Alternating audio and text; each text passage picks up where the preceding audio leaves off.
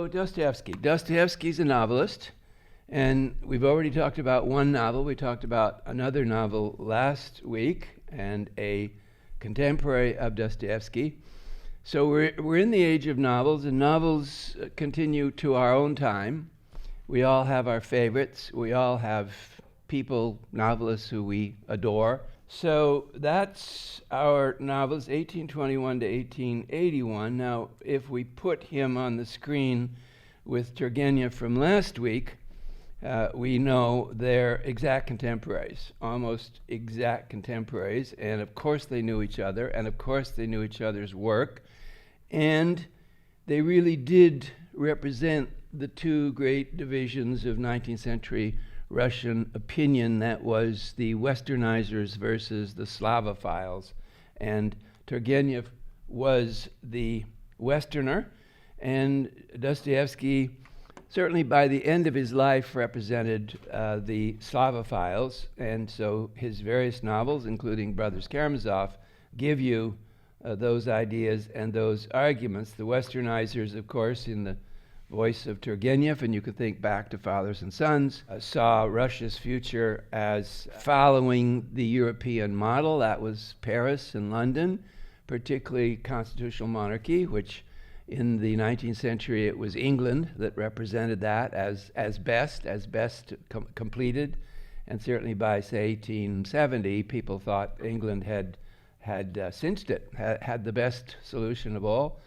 And then the other side, the Dostoevsky side, who believed that that meant they would be cutting themselves off from the great spiritual tradition of Russia. He was lifelong member of the Russian Orthodox Church, and so he believed that was one of the strengths of Russia. The Slavophiles were a very clear movement by the 1850s and 60s.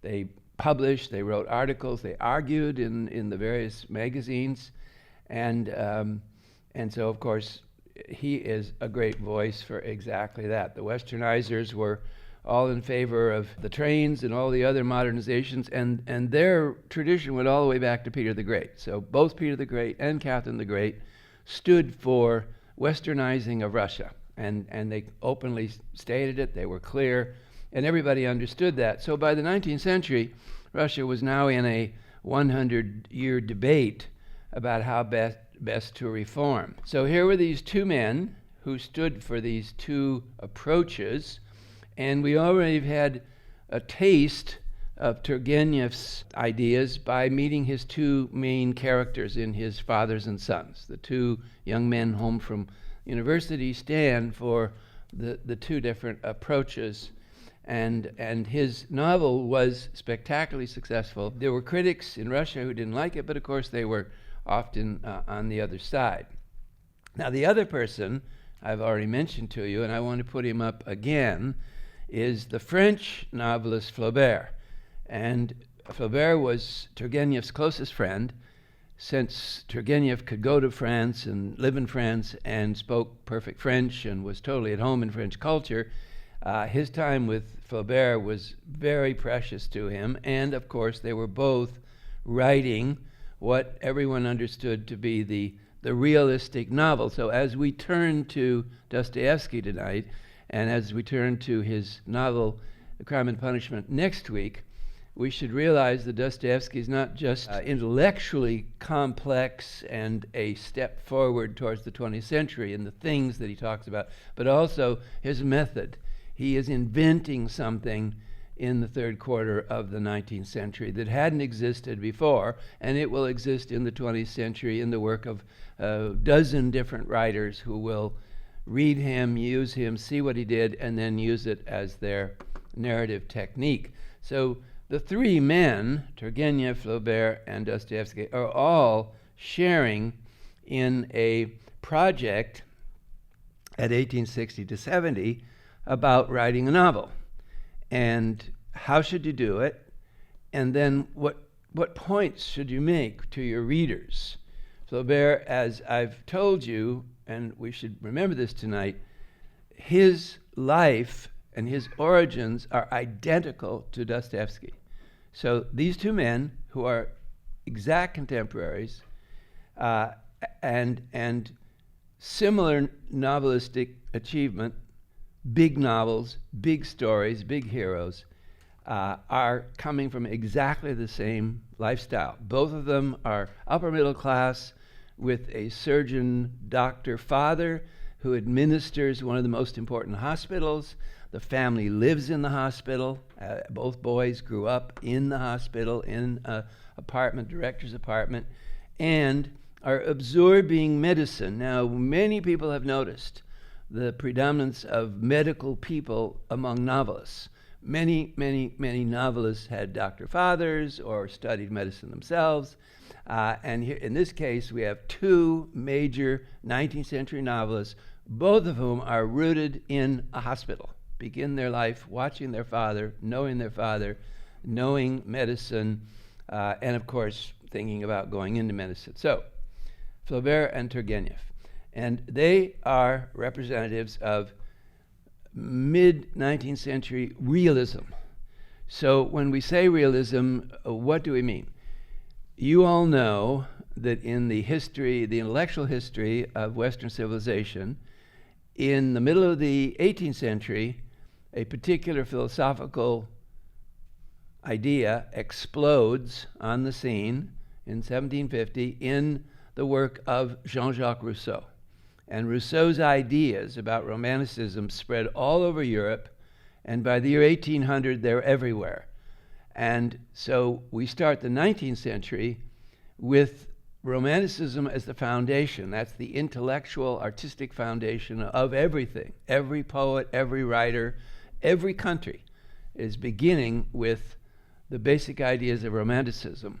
But in the middle of the 19th century, with the pressures of politics, reform, oppression, slavery, all the different issues, writers decide, well, maybe we should be a little more realistic, quote unquote, about the way we write. So then they turn away from the romantic explosion of passion to a more realistic, but they're still romantics. They're still romanticists. So you get works like Fathers and Son, where the author is giving you two characters. One of them is powerfully, passionately romantic, and the other one is the scientist. And then he's showing you the two lives. So by mid-century, you have a new school, new name.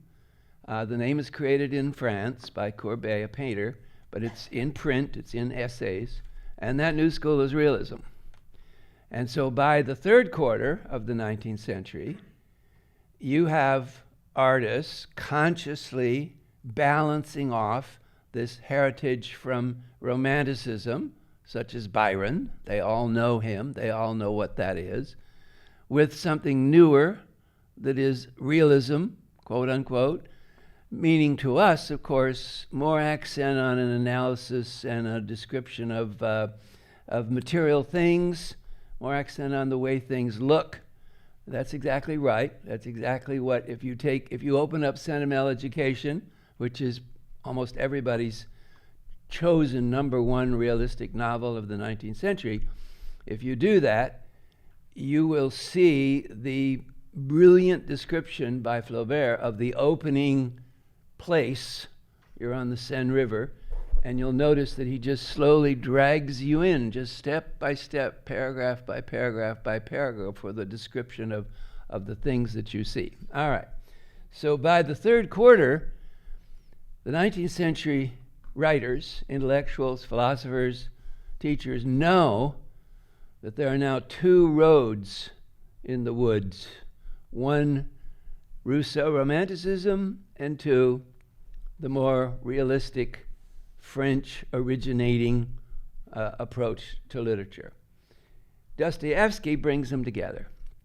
He knows all these things, and he openly addresses it in his Notes from the Underground, and in his book, Crime and Punishment, when we talk about it next week, you'll notice that it begins as a perfect realistic description of the young man and the street and the apartment building where he lives, all of it. It's all right there in front of you. Perfect realistic description. And without even noticing it, without you having any idea that it's happened, all of a sudden, you're way inside his mind. It's just a seamless movement from here's the street, here are the people, they're walking around the street, he sees this, that, and then all of a sudden, his mind is running on. It's stream of consciousness. It's James Joyce. It's the 20th century, Virginia Woolf. And it's an invention. He invents it. Dostoevsky invents it. So he's a prophet. He's looking way into the 20th century in terms of the way he writes, the things he writes about, and most important of all, what's going to happen. He knows exactly what's going to happen, and he's right. There are the three that we put together here just to get started.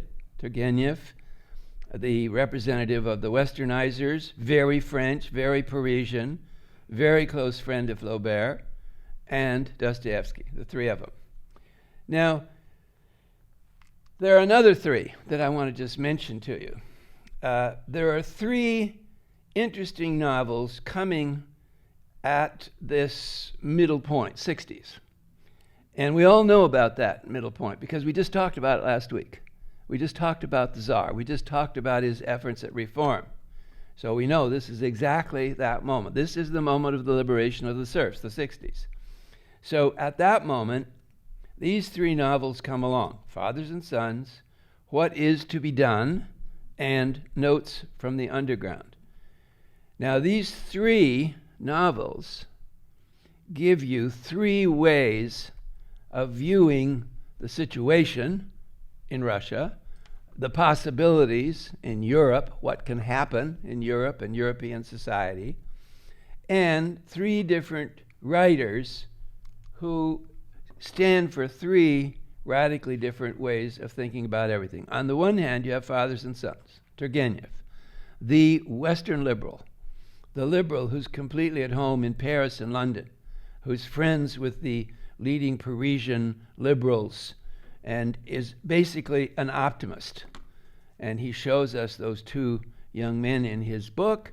That book has a huge influence. People read it all through the rest of the century and react to it. Then the next book, next year, Chernyshevsky. I know it looks like unpronounceable, but if you just say it out loud to each other, it's easy. Chernyshevsky, that's all, Chernyshevsky. 1863. Now, What Is to Be Done is a novel, again, gives us a heroine, in this case, and raises the problem of what to do, how life is to be lived, how do you find your paradise. But in this book, we have a pure materialist, essentially a Marxist, before Marxism is running rampant through Russia, Lenin, the future of socialism in the 20th century. That's the solution for Chernyshevsky. He was a radical. He's writing this book in prison. He's in the Peter and Paul prison across the river from the city of St. Petersburg. And he lives out the end of his life in Siberian exile after imprisonment. But for him, the solution in the book, What Is to Be Done, is the materialist, the 19th century materialist solution. Knowing nothing about what will happen in the 20th century, having no prophetic insights whatsoever. Just in the debate we hear in Fathers and Son, he's with Bazarov and he's a materialist and he is sure that that will be the solution.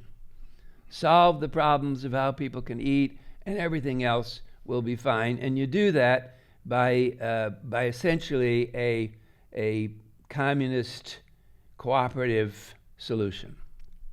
So that's the story. In fact, so perfect was it that when Lenin wrote his own communist credo in the 20th century, he took the title of this book to put on his book, What Is to Be Done. It's taken right from this book. Now then there's the third book. And the third book is genius, wild, crazy, prophetic, answer to both the other two books. And it's Dostoevsky's insight that Chernyshevsky is totally wrong, that the communistic paradise will turn into a hell because people don't want to live in a deterministic, materialistic paradise. They will hate it. People hate determinism. They don't want to be, as he says in the book, a piano key. Hit the key and get the note. They don't want to be that. People don't want to be like that. So that's Notes from the Underground. So there you have 3 books, 60s, 62, 3 and 4, all of whom know each other, all of whom are responding to each other. But of the 3, it's Dostoevsky who's right.